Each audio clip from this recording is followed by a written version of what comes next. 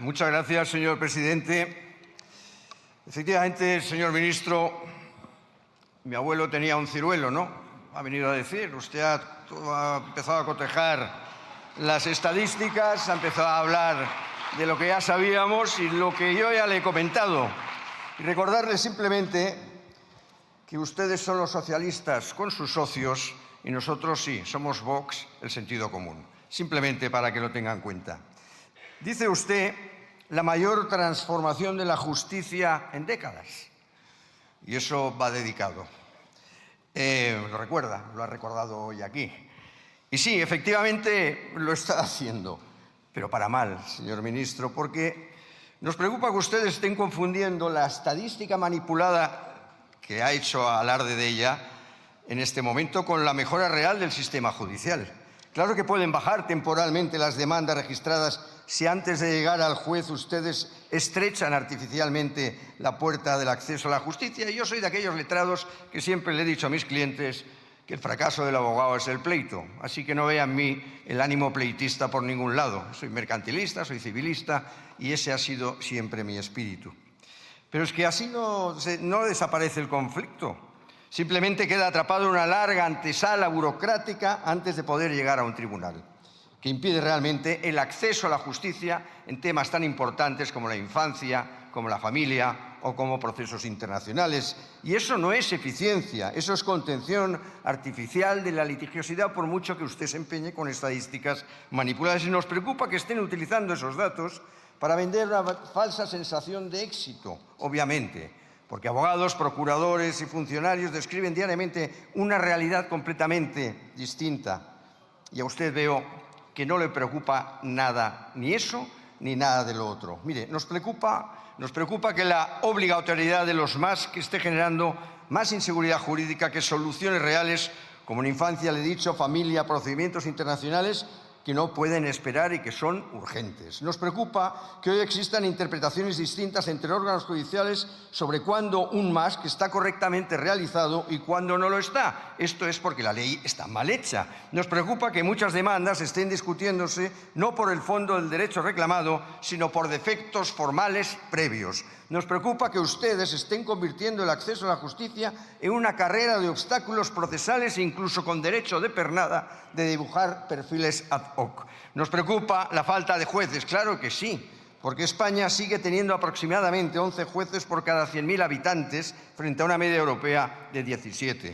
Nos preocupa que en 2023 se reconociera la necesidad de crear 444 nuevas unidades judiciales y solo se crearan 70. Nos preocupa que el sistema siga funcionando gracias a refuerzos extraordinarios mientras aumentan las pendencias, efectivamente los retrasos. Nos preocupa la despersonalización de la justicia, porque ustedes están sustituyendo juzgados identificables, como dice, anquilosados y ancestrales, por marcoestructuras impersonales, porque el ciudadano y el profesional ya no saben muchas veces ni qué órgano concreto lleva su asunto, porque han transformado alegremente lo que usted llama órganos unipersonales en grandes estructuras burocráticas alejadas del ciudadano. Nos preocupa el caos organizativo derivado de los tribunales de instancia, inclusive con el cartelito del Gobierno de España. ¿Verdad, señor ministro? Nos preocupa la creación de macrooficinas sin planificación real. Nos preocupa la dispersión física de sedes judiciales. Nos preocupa la ausencia de inversiones suficientes en infraestructura. Nos preocupa la falta de interoperabilidad tecnológica. Nos preocupa que la supuesta digitalización esté generando ralentizaciones, pérdida de información e inseguridad jurídica. Nos preocupa la situación del turno de oficio y la justicia gratuita. Nos preocupa que miles de profesionales sigan sosteniendo el sistema prácticamente por vocación mientras continúan existiendo problemas de retribución, cobertura y financiación. Nos preocupa que ciudadanos con dificultades reales sigan quedando fuera de criterios económicos absolutamente desfasados. Nos preocupa igualmente que un abogado enfermo siga recibiendo notificaciones por LexNet mientras los plazos continúan corriendo como si nada ocurriera. Y nos preocupa profundamente el deterioro institucional general, señor ministro, porque cuando se multiplican las sospechas de presiones políticas, como le he dicho antes, cuando se cuestiona la independencia judicial, como también se lo he comentado, y cuando la justicia se convierte en un campo de batalla partidista permanente, la obligación de un ministro no es fabricar titulares optimistas, sino proteger la credibilidad de las instituciones. Por eso le repito hoy exactamente sus propias palabras. Sí, señor Bolaños, usted está protagonizando la mayor transformación de la justicia en décadas. Y nos preocupa, y lo preocupante es que cada vez más son los españoles que empiezan a pensar que esa transformación está deteriorando seriamente el derecho a una tutela judicial verdaderamente efectiva y la independencia de los poderes del Estado. Por eso, como decía el de Hipona, nos preocupa. Muchas gracias.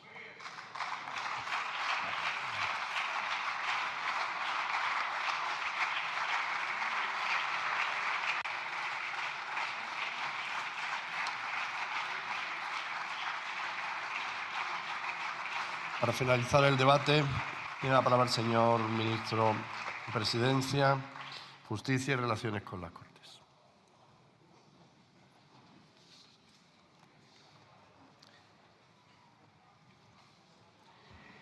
Muy bien, gracias, señoría. Agradezco que difunda usted mi pensamiento y que repita conmigo que estamos haciendo la mayor transformación de la justicia en décadas. Gracias.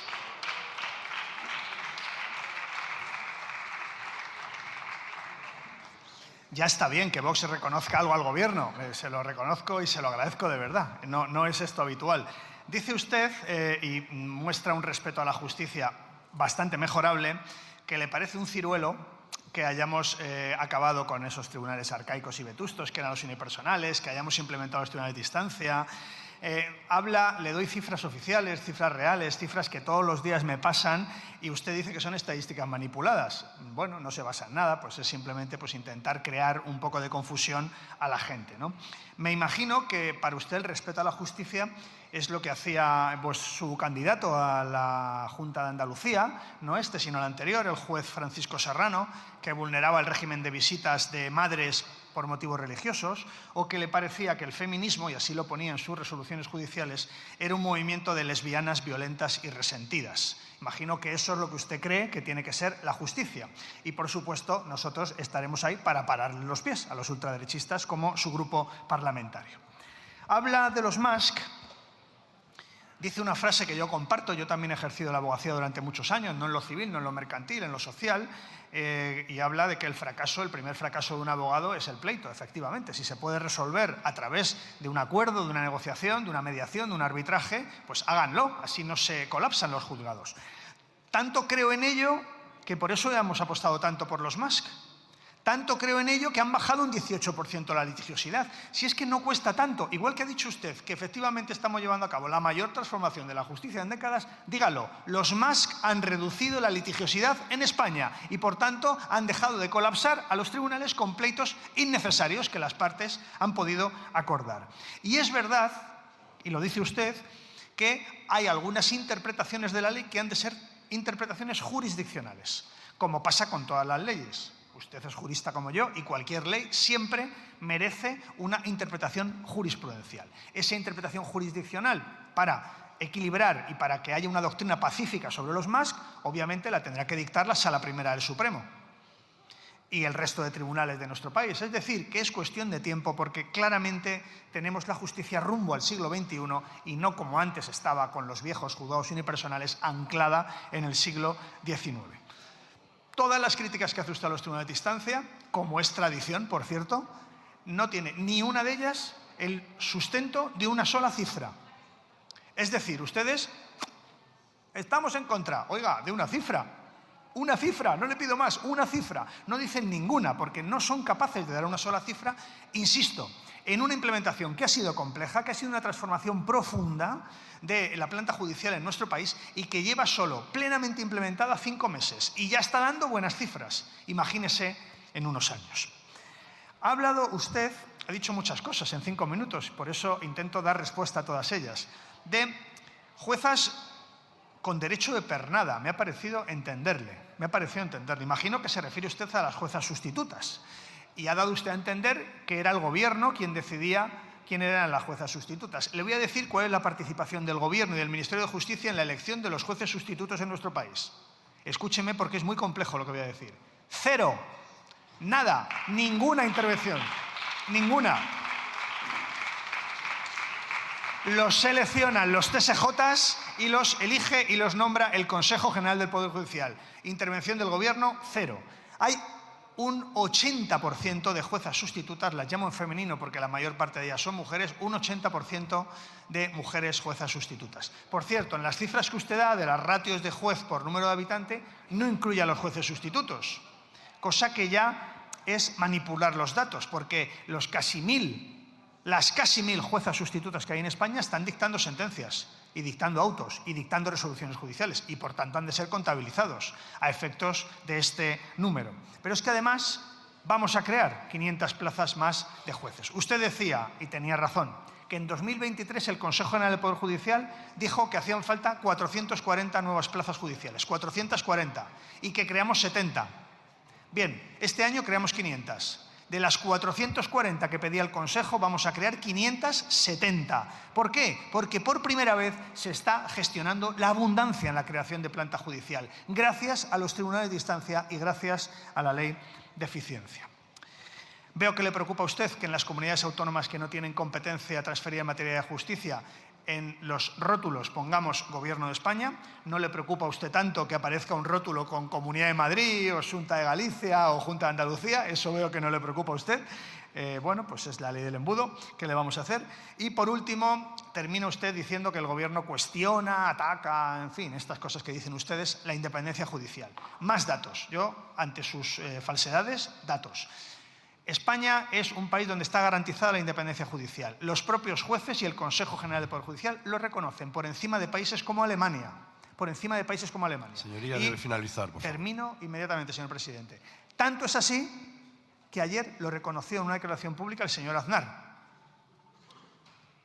Es decir, evidentemente que la independencia judicial en España no es un problema. Hablar de independencia judicial es entretenerse, porque no hay ningún problema con la independencia judicial en España. Plenamente garantizada, reconocida por los jueces, por encima de Alemania, de Suecia, de Bélgica, reconocida por el Consejo, reconocida por la Red Europea de Consejos, y en esa línea vamos a seguir trabajando, garantizando la independencia judicial y no llevando a cabo injerencias como sí pasó con otros gobiernos de los que ustedes son socios. Gracias.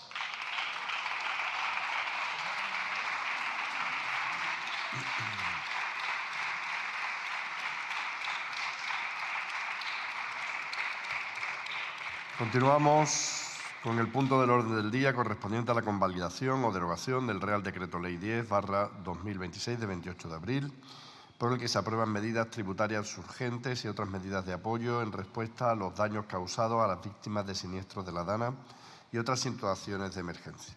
Para presentar el Real Decreto Ley tiene la palabra en nombre del Gobierno el señor Ministro de Hacienda.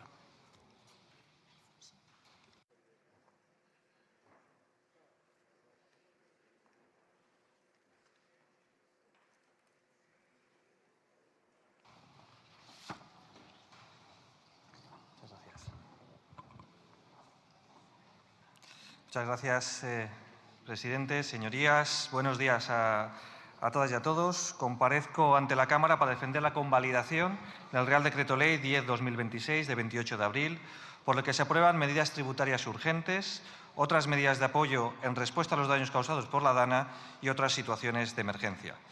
Y lo hago desde la convicción de que estamos ante un Real Decreto Ley necesario, proporcionado y que responde a situaciones reales, concretas y profundamente humanas, y que lo hace desde los valores que definen a nuestro Estado social y democrático de derecho: protección de las víctimas, solidaridad interterritorial, seguridad jurídica y eficacia en la acción pública. Este Real Decreto Ley aborda materias diversas, pero todas comparten un hilo conductor: la necesidad de dar una respuesta inmediata por parte del Estado ante situaciones de emergencia, catástrofes y daños graves que aún hoy siguen produciendo efectos económicos, sociales y personales. Hablamos, señorías, de personas, de familias, de trabajadores, de autónomos, de empresas y de administraciones públicas que han tenido que reaccionar ante lo imprevisible. Fenómenos meteorológicos extremos como la DANA, incendios forestales devastadores, accidentes ferroviarios con consecuencias trágicas o también las víctimas de abusos sexuales de la Iglesia Católica. En todos estos supuestos, el tiempo es un factor decisivo y la legislación no puede llegar tarde. Por eso hemos aprobado una serie de medidas urgentes que les paso a detallar. En primer lugar, empezaré por las que ocupan el capítulo primero del Decreto Ley, que garantiza que las ayudas concedidas a los afectados por la DANA no tributen en el IRPF ni en el impuesto sobre sociedades, cuando su naturaleza sea claramente indemnizadora o reparadora. Además, se armoniza el tratamiento tributario de ayudas concedidas por distintas administraciones públicas y por entidades privadas sin ánimo de lucro, evitando desigualdades y reforzando la seguridad jurídica. En la misma línea se declaran exentas las ayudas por daños personales derivados de los incendios forestales y otras emergencias acaecidas durante el verano del 2025. Señorías, por otro lado, este decreto ley incorpora también una medida de enorme carga simbólica. Me estoy refiriendo a la exención tributaria de las cantidades satisfechas a las víctimas de abusos sexuales de la Iglesia Católica. Como saben, recientemente se alcanzó un acuerdo histórico entre el Gobierno, el Defensor del Pueblo, la Conferencia Episcopal y la Conferencia Española de Religiosos para el establecimiento de un sistema para reparar a las víctimas de estos detestables abusos. Esta decisión da cumplimiento al protocolo firmado el 30 de marzo del 2026 y se fundamenta en un principio incuestionable. La reparación económica a una víctima no puede convertirse en una fuente de tributación. Estas indemnizaciones, por tanto, no son rentas, no son ganancias, son actos de justicia reparadora. Y la exención se aplica sin discriminación, tanto a las reparaciones articuladas a través del nuevo sistema como a aquellas realizadas mediante planes propios ya existentes. Por tanto, tendrá carácter retroactivo. Con ello, el Estado acompaña, respalda y dignifica a las víctimas también desde el ámbito fiscal. Paso ahora al capítulo segundo, que es el relativo a las medidas financieras presupuestarias dirigidas a administraciones territoriales. El Real Decreto Ley habilita regímenes excepcionales de endeudamiento para comunidades autónomas especialmente afectadas, permitiéndoles financiar gastos extraordinarios derivados de las catástrofes sin comprometer la prestación de los servicios públicos esenciales. Lo que se está haciendo es dotar de oxígeno financiero a quienes han tenido que afrontar gastos extraordinarios inaplazables derivadas de catástrofes naturales. No hacerlo sería condenar a esas administraciones a tener que elegir entre cumplir con las reglas fiscales o atender a sus ciudadanos. En ese sentido, quiero recordar que el Gobierno central puso en marcha una línea específica para la DANA de Valencia, dentro de los mecanismos extraordinarios de financiación. Dada la excepcionalidad de la catástrofe, era necesario establecer un crédito específico para financiar esos gastos. Pero para poner en marcha este mecanismo era necesario activar una habilitación legal. Para los ejercicios 2024 y 2025 ya se hizo, pero para el año en curso el Gobierno incluyó también una habilitación específica en un Real Decreto Ley que se aprobó el pasado mes de diciembre, pero no fue convalidado en este Congreso y, por lo tanto, lo volvemos a traer, esperando ahora que algunos partidos tengan la sensibilidad necesaria con la Comunitat Valenciana, ya que está solicitado de ese mecanismo extraordinario 1.300 millones de euros para este año. Las entidades locales también se han visto afectadas por la DANA y dispondrán de un tratamiento singular de sus gastos extraordinarios a efectos del cumplimiento de las reglas fiscales y quedarán exentas cuando proceda de presentar planes económico-financieros, dando respuesta así a una demanda que nos han hecho llegar muchos alcaldes y alcaldesas de la zona. Pero, señorías, esto no significa ninguna relajación de las reglas fiscales. Es poner las cuentas públicas al servicio de la reconstrucción de esos municipios ante una situación absolutamente excepcional. Demostramos con hechos el compromiso del Gobierno de España con la reconstrucción e impulso a las zonas afectadas por esta catástrofe. De hecho, el impacto de las medidas y recursos con motivo de la DANA entre 2024 y 2025 alcanza los 9.226 millones de euros, de los que casi un 80% han sido asumidos por la Administración central. Y también declaramos exentas de tributación en IRPF las donaciones efectuadas por entidades sin ánimo de lucro a las personas físicas afectadas por la DANA. Y quiero reconocer aquí el trabajo que realizan esas ONGs. En muchas ocasiones complementan y llegan a zonas donde las administraciones públicas no han llegado o las refuerzan, especialmente con las familias más vulnerables. Y también, como recordarán, el Real Decreto Ley que decayó el pasado mes de enero ya establecimos que las ayudas concedidas por la Generalitat Valenciana para los afectados estuvieran exentas fiscalmente, tal y como ocurre con las del Estado. Lamentablemente, ese Real Decreto decayó y esperamos ahora que hayan reflexionado determinados grupos parlamentarios y esta convalidación tenga lugar. Por eso también incorpora este Real Decreto Ley medidas de protección social directa que merecen una mención expresa. Tras los accidentes ferroviarios de Adamuz y Gelida, se reconoce de forma excepcional la consideración de accidente de trabajo a efectos económicos para las situaciones de incapacidad temporal, permanente y para las pensiones de viudedad y orfandad. Es una medida de justicia material que evita dejar a las víctimas y a sus familias en una posición de desprotección por razones puramente formales. Cuando la tragedia irrumpe, el Estado debe responder con humanidad y con decisión. Por último, el Real Decreto Ley prevé además un mecanismo específico de gestión de los fondos en los servicios en el exterior para situaciones en las que los conflictos impiden el normal movimiento de los fondos con el personal que tenemos en esas delegaciones. Como hemos hecho siempre que se ha producido una catástrofe o un evento trágico, el Gobierno va a estar acompañando a las víctimas en todo momento y el tiempo que sea necesario. Este Real Decreto Ley que proponemos a su convalidación lo demuestra. No nos vamos a olvidar de las víctimas. Aliviamos, aunque sea fiscalmente, a las personas afectadas.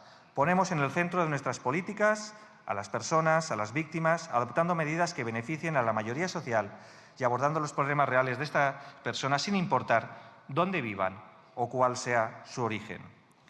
Señorías, finalizo ya. Este Real Decreto Ley hace algo sencillo pero muy importante.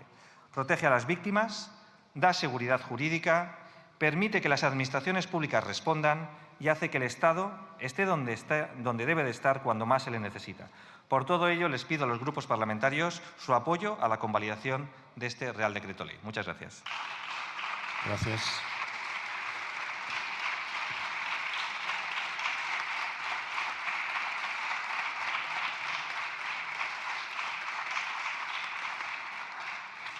En turno de fijación de posiciones por el Grupo Parlamentario Mixto, tiene la palabra la señora Micó Micó.